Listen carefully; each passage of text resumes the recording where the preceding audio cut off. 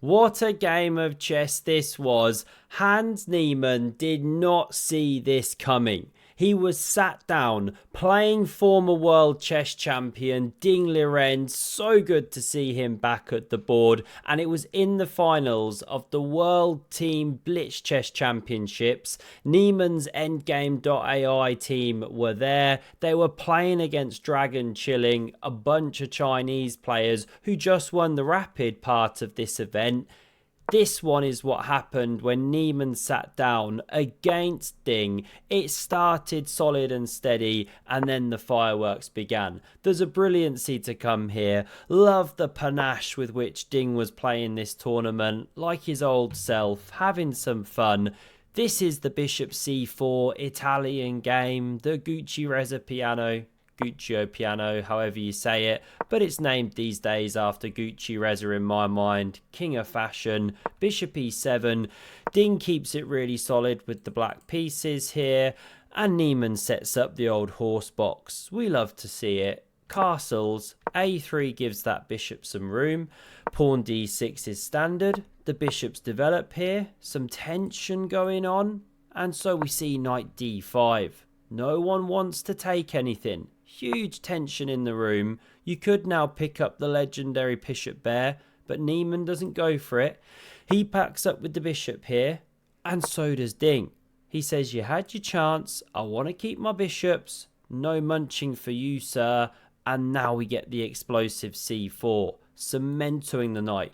Giving a square, of course, but potato. Knight G4 is played, going for the bishops, and Niemann just castles. He lets Ding eat that one. Pawn recaptures, shatters the structure, but supports this square and this square. D4 on the way, opens the rook, attacking ideas in the air for Hans Niemann. Knight E7's played, preparing a pawn push, spinning around. D4 in response, and there goes the knight.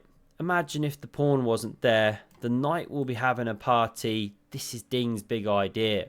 Niemann now drops back, and it sets up the threat of pawn D5. Bishop can't move. If it comes to G4, we attack it once more. Whoops, H3. And then you have to give up the bishop. Nice for white. So this was played. Gives the bishop some room.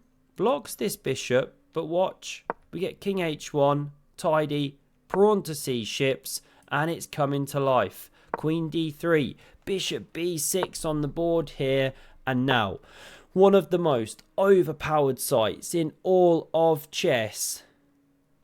The rectangles on the board, everyone's head almost explodes. Look at Din. It's so cool. He's almost frozen, and Hans Niemann, what to say? He's having so much fun. He remembers the time he tried to become a fish. I'm like a fish. Oh, wow. Like a fish. Oh, wow. Fish. Oh, wow. Fish. Wow. Fish. Oh, wow. Mushrooms. Now we see this pawn push. This one was played. You could have captured. Takes on C6, pawn recaptures, and bishop A4. It's nice chess, probing, but black has a smidge of an advantage when you run it with the engine.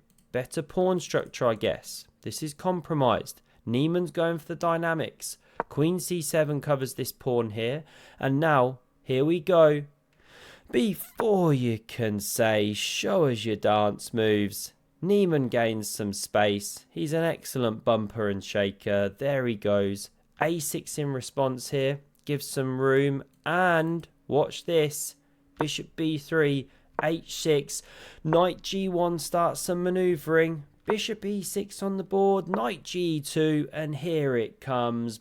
Bang. Queen A7. There's something about a queen on A7 in the king's pawn game that just reminds me of Ding. So many games he's had that queen on A7. Somehow. It's his thing. Bring it around. He's pressuring here now on this weak pawn. That's why rook F3 to cover here. Knight H4. This is blitz chess, of course. Niemann's now down a minute.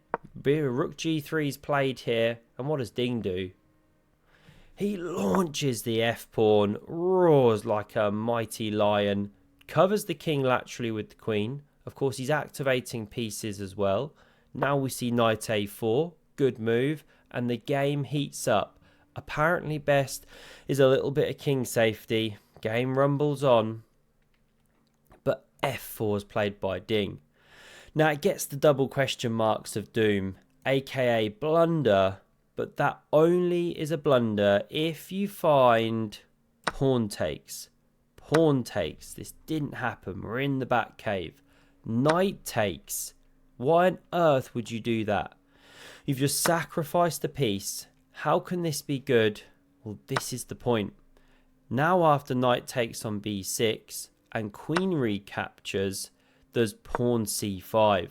And you're hitting 2 bits at once. You know, you'd love to move that queen like a knight and cover the bishop here, but you can't.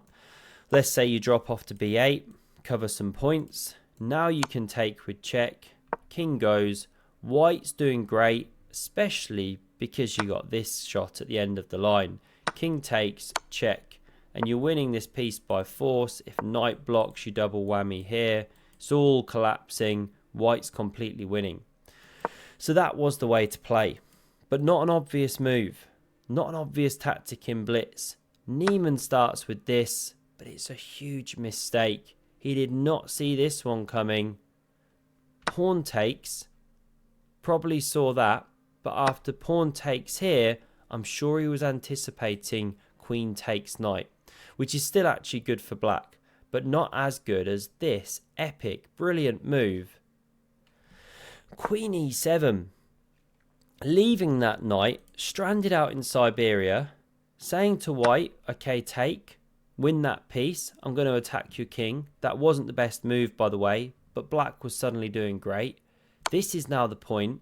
You attack with check, and despite being a rook for 2 minor pieces in terms of material, normally the minor pieces are better, it's black which is better here because you're attacking and not just forcing a perpetual check, which is possible, but bringing in the bishop, as I was indicating, about to go for the kill. That knight's going to drop off the board. Now the rook defends. If the knight moves somewhere like g1, well, there's checks here. This is the problem. So knight g1's not great. Can't go to g3. If you head this direction, guess you could take or even start checking. It's really good for black. There's even these wild rook f3 lines. Let me show you that in a minute though, because this was played to cover. Now we see check, king g1, check, king h2, and here there's this epic move. Rook f3. Now this was missed, but the point is, takes, let's ask the obvious question. It's followed up with a check. King h1 is the only move, and this is actually a mate. And that's why the rook can't be touched. So then we ask, well, what's the threat? Let's say you play a random null move. Check is the threat. Takes is the only move in response. And then you get the same checkmating pattern. Really nice line. Not played though. This is far more human. Triple whammy that piece, which is pinned. You know, if you move it, queen and rook are on this rook here. If I could draw arrows. What to do? The check is thrown in. King goes, bishop backs up, rook d1 was apparently best, but this is how Niemann tried to defend. Very understandable, logical, but just completely losing. Ding plays bishop f3, and there were many winning moves, but this is a really nice clean one. You're threatening to crash through, of course. Pawn can't take, it's pinned, so we saw this one. Now we get this rook takes here. You know, that move just sacrificed a rook simply. It opened it up to x-ray defend g2. But now the queen is won, or rather the rook is won, but now the queen. Niemann's got nothing better than to give it up. He's going for the 3 minors versus the queen here, but of course there's a massive problem. There's also a rook for black. I mean, this is probably lost even without the extra rook. But never mind with the extra rook. Completely dead in the water. Niemann resigns in this position. Great win for Ding, tongue twister, and his team Dragon Chilling won the entire event. What a weekend or so it was for them. Hope you enjoyed. I'm going to go have a shower. It's boiling here in the UK. We can't cope. Have a look at the video on screen if you want to see some more epic chess, and I hope to see you again soon. Cheers.